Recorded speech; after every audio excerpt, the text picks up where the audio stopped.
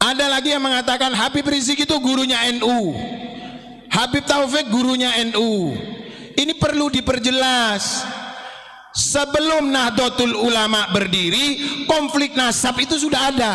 Jadi tidak mungkin kalau Mbah Hasyim Asy'ari itu kemudian berguru kepada Habib Rizik, kemudian Ki Ridwan berguru kepada Habib Taufik, itu tidak mungkin, gitu loh. Ini karena jelas ya yang menyebutkan bahwasanya ini adalah gurunya NU, ini gurunya NU. Orang yang mahir di bidang agama bukan harus orang Arab. Jangan hanya diam aja. Ketika umat ini, kata Kiai Nartib ini, merasa kebingungan di bawah antara yang hak dan yang batil, antara yang bayin dan yang bohong, ini perlu dijawab. Siapa yang tergugat? Ngomong, kamu nggak bisu, kamu nggak bodoh. Ngomong, bicara. Bukankah engkau dijadikan ketua orang sedunia? Ngurusi masalah Nusantara saja sudah tidak becus, berarti kamu bukanlah Nusantara. Jangan dibiarkan ini Nusantara. Dulu muassis Nahdlatul Ulama itu bukan hanya 3 orang itu. Kemudian embrionya Nahdlatul Ulama itu bukan Mbah Hasyim yang buat. Jadi kalau ibarat ada embrionya, dan ini bukan ibarat tapi memang ada embrionya NU itu. Apa embrionya? Taswirul Afkar. Sebelum Taswirul Afkar itu ada namanya SDI, Serikat Dagang Islam, yang didirikan siapa? Hos Cokro Aminoto bersama Mbah Wahab Hasbullah. Pada saat itu Mbah Hasyim nggak terkenal, nggak dikenal itu pada saat itu. Kemudian bergulir lagi. Adanya Taswirul Afkar. Taswirul Afkar tidak mampu untuk membendung betapa dahsyatnya pada saat itu globalisasi yang dibawa oleh VOC. Kemudian dibentuklah Nahdlatul Wathon. Ketika Nahdlatul Wathon itu dibentuk, baru Mbah Hasyim Asy'ari dipanggil oleh Mbah Kahar. Ini Mbah Kahar juga seorang donatur, pemilik dana yang disumbangkan untuk mendirikan Nahdlatul Ulama. Nah, Mbah Hasyim Asy'ari, kapan Mbah Hasyim Asy'ari ini mulai dikenal di seantero Serikat Dagang Ampel maupun Serikat Dagang Islam yang dibawa oleh para ulama-ulama di Surabaya? Ketika beliau diminta oleh Mbah Kahar untuk menjadi guru besar di Madrasah Nahdlatul Wathon. Kemudian ada di NU Online bahwasanya katanya Mbah Hasyim Asy'ari itu meminta restu kepada Habib Hasyim.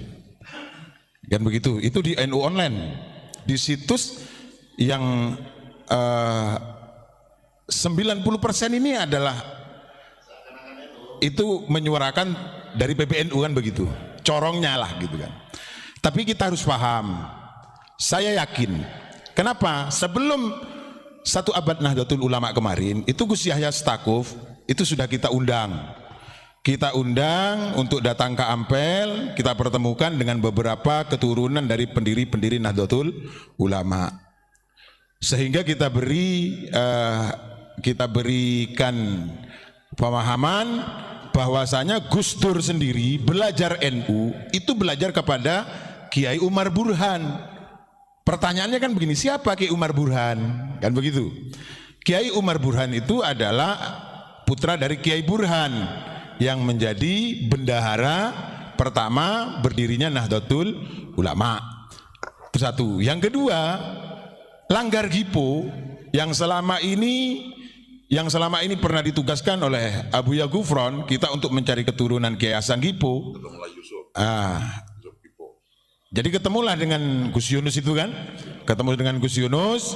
Nah di sana ternyata memang ada sejarah bukan pembelokan, tapi ini sejarah ini tidak komplit, artinya tidak lengkap. Kalau selama ini yang di framing itu hanya 3 ulama, Mbah Hasyim Asy'ari, Mbah Wahab, dan Mbah Bisri Samsuri. Ternyata muassis NU ini yang menjadi struktur itu ada 32. Termasuk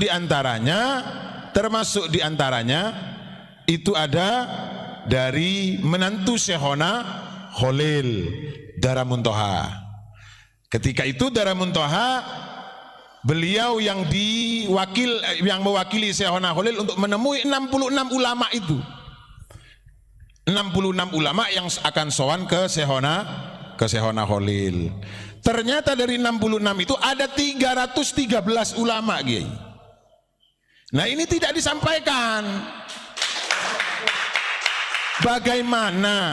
Bagaimana 3 ulama ini bisa mendirikan Nahdlatul Ulama, sementara mohon maaf, Mbah Wahab Hasbullah ketika mendirikan Nahdlatul Wathon, beliau pada saat itu menjadi menantu Kiai Muso Kertopaten, menjadi menantunya orang Surabaya.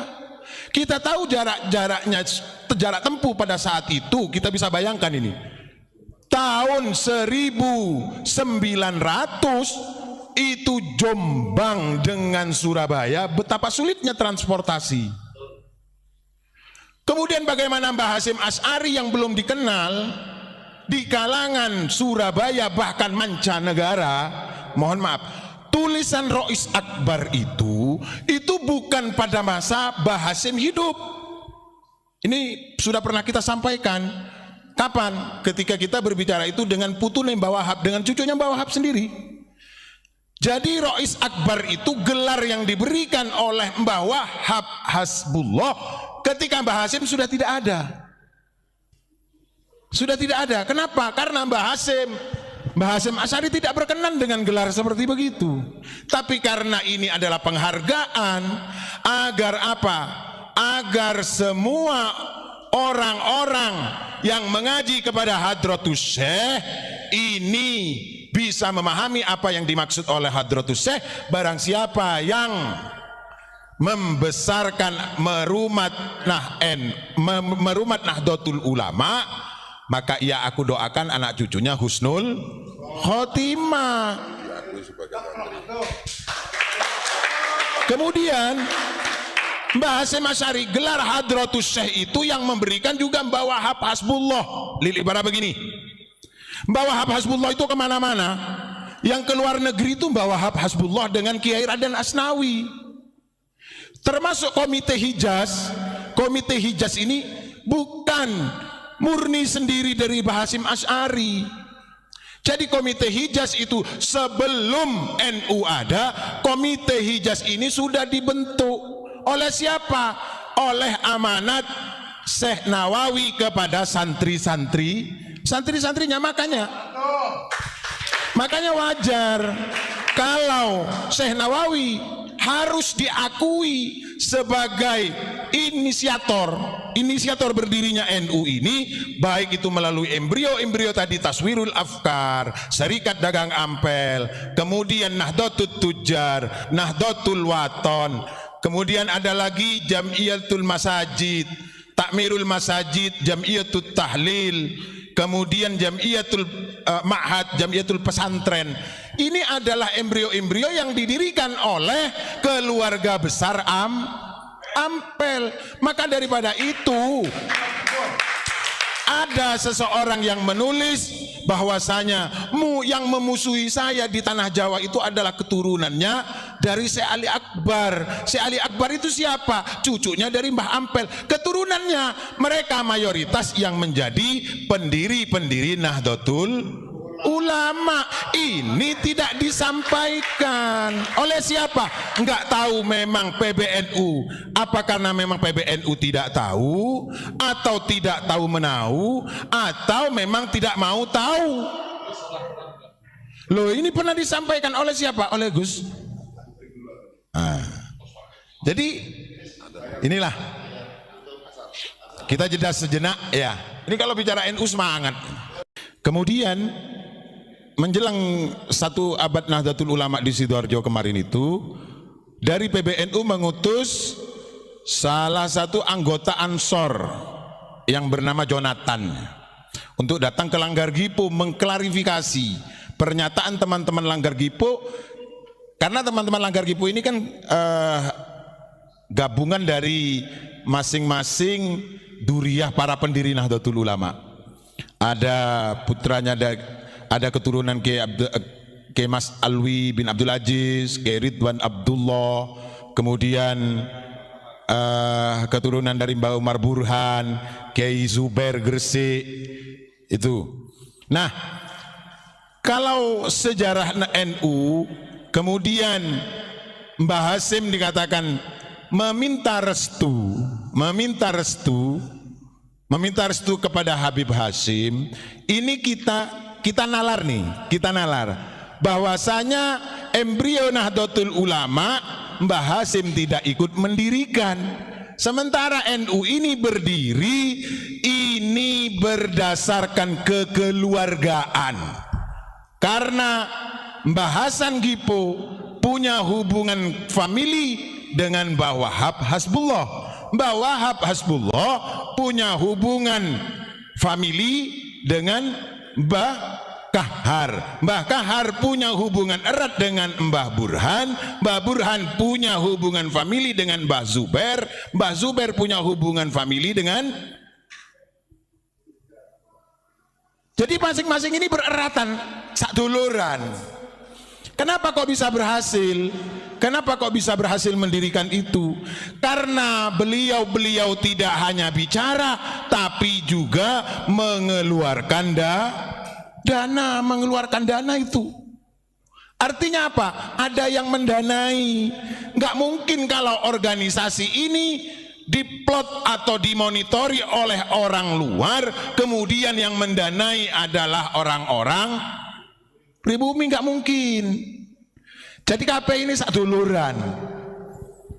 Para pendiri-pendiri Nahdlatul Ulama itu, makanya kalau ingin mencari sejarah NU yang asli bukan di Jakarta, tapi di Surabaya.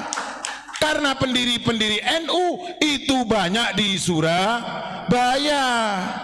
Nah, ini ada lagi yang mengatakan begini.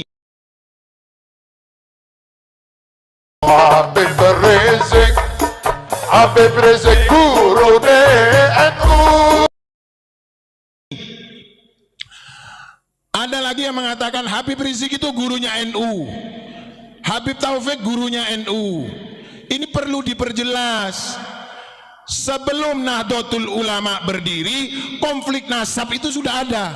Jadi tidak mungkin kalau Mbah Hasim Asy'ari itu kemudian berguru kepada Habib Rizik, kemudian Kiai Ridwan berguru kepada Habib Taufik, itu tidak mungkin, gitu loh. Ini karena jelas ya yang menyebutkan bahwasanya ini adalah gurunya NU, ini gurunya NU. Ini adalah apa? Jangan sampai ada pembelokan. Kapan efeknya? Efeknya itu bukan sekarang, tapi nanti 10, 20, 30 tahun yang akan datang. Wong NU dengan Robitoh Alawiyah berdiri ini setelah Nahdlatul Ulama berdiri. Berarti sebelum ada Robitoh Alawiyah belum ada gelar Habib. Di Surabaya sampai saat ini itu tidak viral Habib, yang viral Wan, abang, kakak, itu yang viral. Jadi kalau ini dikatakan beliau itu adalah guru Nahdlatul Ulama, ini perlu diperjelas, dibuktikan. Coba suruh klarifikasi. Kalau diklarifikasi, ini ngomong depan duriyah-duriyahnya pendiri Nahdlatul Ulama. Mohon maaf, ulama Nusantara ini, ulama-ulama Jawa, ulama-ulama Madura, ulama-ulama Sumatera, Kalimantan, ini adalah poros dunia. Siapapun mengakui, bahkan baru-baru ini mengakui, ada yang mengakui apa? Bahwasanya orang yang mahir di bidang agama bukan harus orang Arab, karena ini adalah beliau adalah mufti dari ilmu yang berada di Hijaz. Loh coba, siapa? Syekh Nawawi. Makanya wajar dan harus, dan alhamdulillah Kiai, 1 abad Nahdlatul Ulama kemarin Rais Suriah PBNU mengakui bahwasanya beliau Syekh Nawawi Al-Bantani memiliki kiprah dengan berdirinya Nahdlatul Ulama. Loh, ini perjuangan bro. Kalau Syekh Nawawi tidak diperjuangkan, banyak kiai-kiai yang lupa dengan jasanya Syekh Nawawi. Makanya ada yang memperjuangkan mengangkat Syekh Nawawi. Ini satu gelombang besar ini, sebuah badai besar. Bagi apa? Bagi peradaban keilmuan. Karena apa? Karena Syekh Nawawi ternyata yang berusaha dipadamkan oleh orang-orang tentang ajaran Syekh Nawawi yang menukil dari ulama-ulama sebelumnya, ini banyak ingin dipadamkan perjuangannya. 1, perjuangan beliau dalam akidah Ahlus Sunnah wal Jamaah. Syekh Nawawi Al-Bantani pernah berkunjung ke Ampel, menemui salah satu keturunan dari Bahsunan Ampel yang bernama Kiai Marzuki. Beliau menanyakan kitab ini 15 tahun sebelum beliau wafat, sebelum Syekh Nawawi wafat. 15 tahun sebelum Syekh Nawawi wafat, beliau menanyakan kepada Kiai Marzuki kitab Ihya Ulumuddin yang bertuliskan aksara Jawa.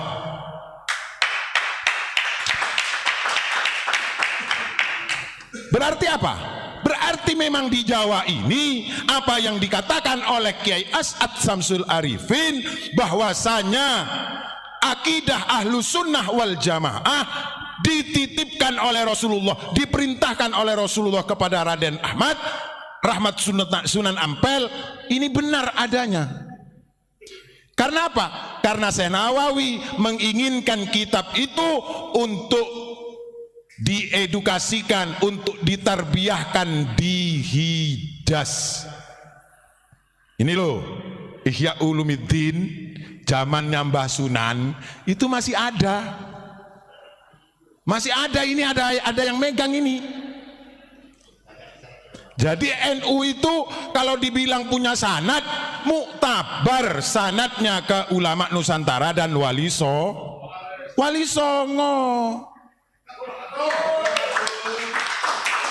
Sementara dari saudara-saudara itu mengakui betapa keilmuan ulama Nusantara ini sungguh sangat luar biasa. Nah ini kembali lagi, kalau tadi minta restu, inti minta restunya kapan? Dijelaskin dong. Kemudian buktinya mana? Kan begitu. Sementara Mbah Hasyim Asy'ari dalam embrio Nahdlatul Ulama saja tidak ikut mendirikan kok. Nah kemarin itu ada yang menyatakan bahwasanya Mbah Hasyim Asy'ari yang mendirikan Nahdlatul Tujjar. Nahdlatul Tujjar itu kita tahu apa Nahdlatul Tujjar? Kebangkitan para pedagang. Kapan Mbah Hasyim Asy'ari jadi pedagang? Nah ini kita kanter, kita tunjukkan kepada tim kreatif itu. Akhirnya apa? Karena Mbah Hasyim tidak ikut mendirikan Nahdlatul Tujjar.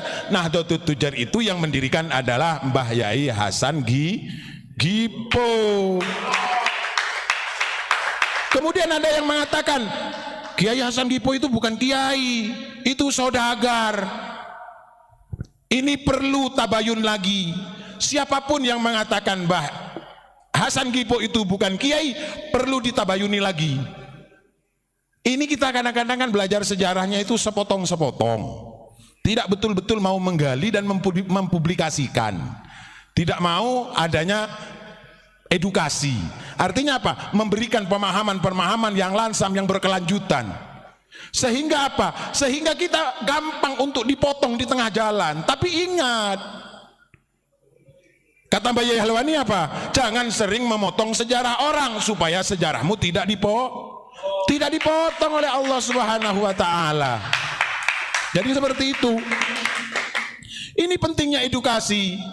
Kalau kita belajar bagaimana keterlibatan dari pondok pesantren Sidogiri, ternyata ini masih keluarga. Keluarga dari siapa? Keluarga dari Syekhona Khalil, karena kakeknya satu. Dari siapa? Kiai Asror. Kiai Asror dari Sayyid Sulaiman. Sayyid Sulaiman dari Mbah Sunan Gunung Jati. Maka wajar kalau Abuya Gufron ketika meluruskan Mufarraqah NU di Jombang, beliau datang ke Sidogiri, ternyata ada trah sama-sama dari keturunan Sunan Gunung Jati. Makanya berani untuk tabayun. Loh, ini loh ulama gentleman. Jangan hanya diam aja. Ketika umat ini, kata Kiai Nartib ini, merasa kebingungan di bawah antara yang hak dan yang batil, antara yang bayin dan yang bohong, ini perlu dijawab. Siapa yang tergugat? Ngomong, kamu nggak bisu, kamu nggak bodoh. Ngomong, bicara. Bukankah engkau dijadikan ketua orang sedunia, ngurusi masalah Nusantara saja sudah tidak becus, berarti kamu bukanlah Nusantara. Jangan dibiarkan ini Nusantara. Tidak akan ada efeknya bagi mereka yang cuek, tapi bagi mereka yang teliti ini akan menimbulkan percikan-percikan kebencian. Jangan dibiarkan berlarut-larut. Tabayun. Kalau kami berani menyampaikan begini kepada PBNU, kami sudah sampaikan, Kiai, melalui sekretaris Katib Suriah, bagaimana polemik ini, Kiai. Jangan sampai nanti di bawah ini saling cakar-mencakar. Gejolak ini harus ditangani dengan serius. Karena apa? Negara ini tidak berdiri dengan kaki sebelah, dengan satu kaki, tapi negara ini disonggoh oleh berjuta-juta kaki dan berjuta-juta intelektual. Ini perlu dijawab. Monggo. Supaya apa? Supaya tidak menjadi kembang api kebencian. Kalau kita menjelaskan apa yang ada di dalam kitab ini, apa yang di dalam kitab itu, kita dianggap menyerang. Ngapain lu beli kitab? Ngapain kitab itu ditulis? Udah bakar aja kitab-kitab itu. Berarti Indonesia sudah tidak butuh kitab, tidak butuh ilmu. Ulama Indonesia sudah tidak mau berpegang teguh kepada ulama.